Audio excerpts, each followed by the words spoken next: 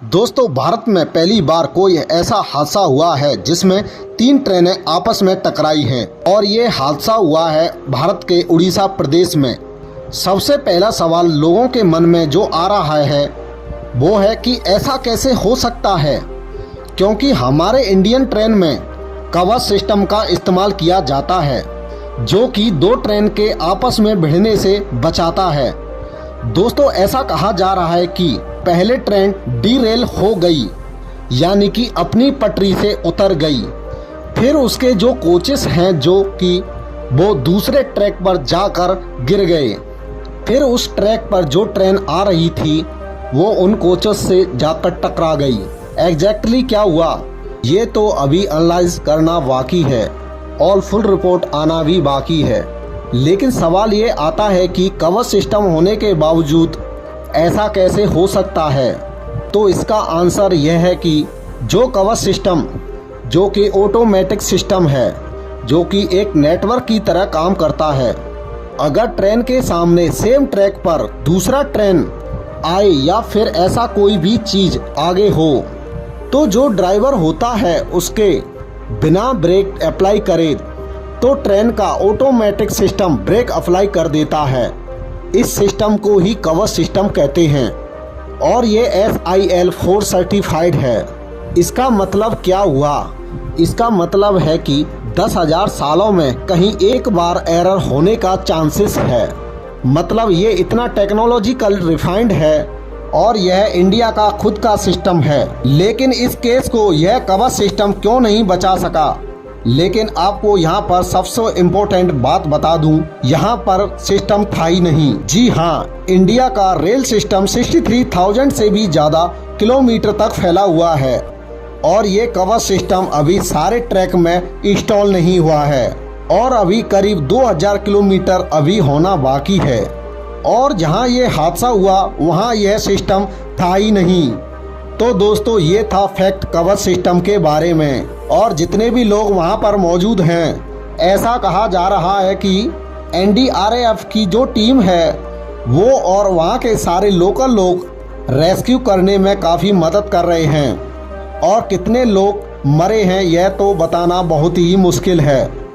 लेकिन आपको बता दूं, भारत के इतिहास का अभी तक का सबसे खतरनाक एक्सीडेंट है। आई होप आपको कवच सिस्टम के बारे में क्लैरिफाई मिल गई होगी। तो अब चलते हैं नेक्स्ट इन्फॉर्मेशन पर। आपको तो पता ही होगा कि जब एरोप्लेन को उड़ाने की बारी आती है तो एरोप्लेन को उड़ाने के लिए 2 लोग बैठते हैं, पायलट और को पायलट। सिर्फ एक पायलट से प्लेन कभी नहीं उड़ता। लेकिन मान लो वह ब्रेन सिचुएशन जिसमें जो पायलट होता है वह किसी कारणवश बेहोश हो गया तो ऐसी सिचुएशन के लिए को पायलट होता है जो कि पायलट की तुलना में कम ट्रेंड होता है, लेकिन वह हेल्प आता है पायलट के। तो यहाँ पर और एक बात है जो कि वो है फूड पॉइजनिंग, कि मान लो दोनों पायलटों ने मिलकर खाना खाया, ठीक है, दोपहर का मील था, फिर शाम का मील और प्लेन उड़ा रहे हैं। मान लो अगर उस खाने में कुछ खराब हो जिससे कि फूड पॉइजनिंग हो जाए और फिर पेट में दर्द, वोमिटिंग वगैरह होने लगे, तो ऐसा सिचुएशन दोनों पायलटों के साथ नहीं हो।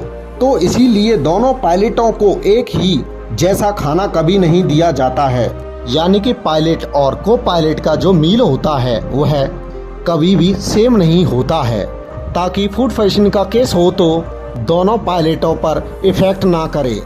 यह कोई रिकमेंडेशन नहीं है, बल्कि जो एडमिनिस्ट्रेशन है जो कि कंट्रोलर करती है एयरवेज का, उसने इसे मैंडेटरी किया हुआ है। आपने कितना संपत्ति अपने पिता या दादाजी से प्राप्त किया है? इसका आंसर कुछ भी हो सकता है, लाखों, करोड़ों या फिर हजारों में भी हो सकता है। लेकिन हम सबको कुछ ना कुछ मिलेगा या फिर मिलने वाला होगा। लेकिन आपको बता दूं, इस वर्ल्ड में कई जानवर भी होते हैं जिसके परिवार में कोई बच्चा नहीं होता और वह बहुत ही अमीर करोड़पति होता है, उसका कोई नहीं होता है, लेकिन डॉग या कैट घर में जरूर रहता है। तो लॉ के हिसाब से वो लोग अपनी प्रॉपर्टी को इनहेरिट कर देते हैं। यहाँ पर दोस्तों मैं मजाक नहीं कर रहा हूँ। क्योंकि 70-70, 80-80 करोड़ जानवरों ने इनहेरिट किया हुआ है अपने मालिकों से, क्योंकि उनका कोई इस दुनिया में था ही नहीं। कई कैट भी किए हुए हैं और कई चिकन के मामले में भी ऐसा हुआ है। तो इसका डेटा आप देखोगे तो इसके बारे में आपको पता चल जाएगा कि गीगो नाम का चिकन था जिसने अपने मालिक से $15 मिलियन इनहेरिट किया हुआ था। और एक ब्लैक कैट है इटली में जिसका नाम है टोमेसो, इसने भी अपने मालिक से $13 मिलियन इनहेरिट किया है, यानी कि 90 से 80 करोड़ रुपए। अब आपको पता लग रहा होगा कि ऐसा कैसे हो सकता है, लेकिन आपकी जानकारी के लिए बता दूं कि जो मालिक होते हैं वह पहले से ही सिग्नेचर किए होते हैं कि मेरा जितना पैसा होगा वह मेरी कैट या डॉग के लिए होगा।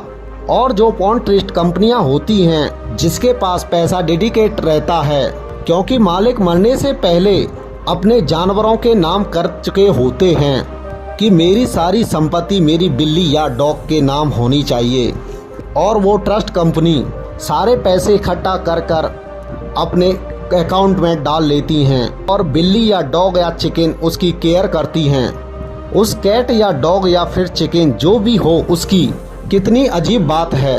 एक जगह चिकन को काट कर खाया जाता है, लेकिन एक चिकन है जो कि उतने रुपए को इनहेरिट कर रही है। तो दोस्तों ये थे आज के फैक्ट्स। आई होप आपको ये वीडियो अच्छा लगा होगा। वीडियो कैसा लगा नीचे कमेंट जरूर करना और वीडियो को लाइक करके चैनल को सब्सक्राइब जरूर करना और बेल आइकन को जरूर ऑन कर लेना। Thank you so much for watching this video.